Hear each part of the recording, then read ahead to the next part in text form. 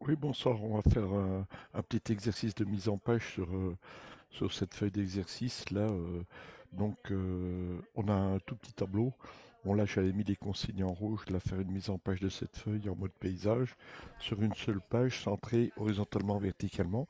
Et puis finalement, appliquer un format date longue dans la colonne A.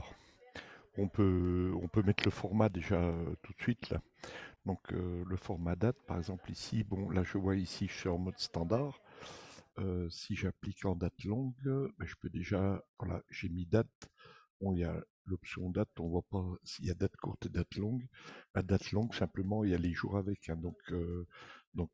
Si on met le 13 aujourd'hui, par exemple le 13, alors c'est les slash qu'il faut appliquer en format date, 13, 11, 22.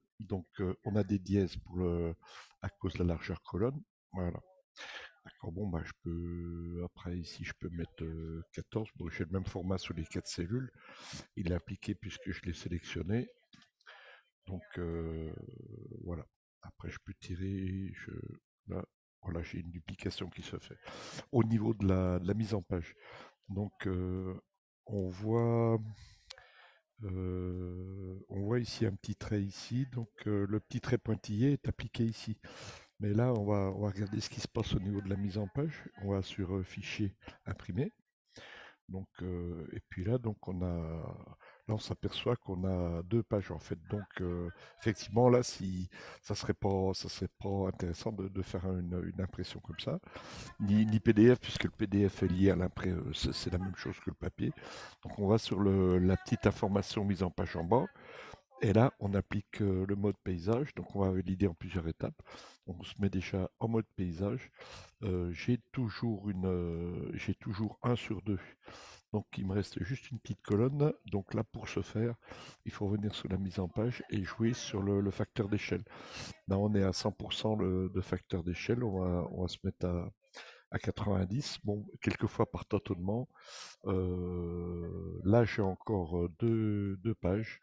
À mon avis, le facteur d'échelle n'a pas été suffisamment baissé. On met 80. Et puis voilà, là, à cet endroit-là, j'ai 1/1, j'ai le tableau complet.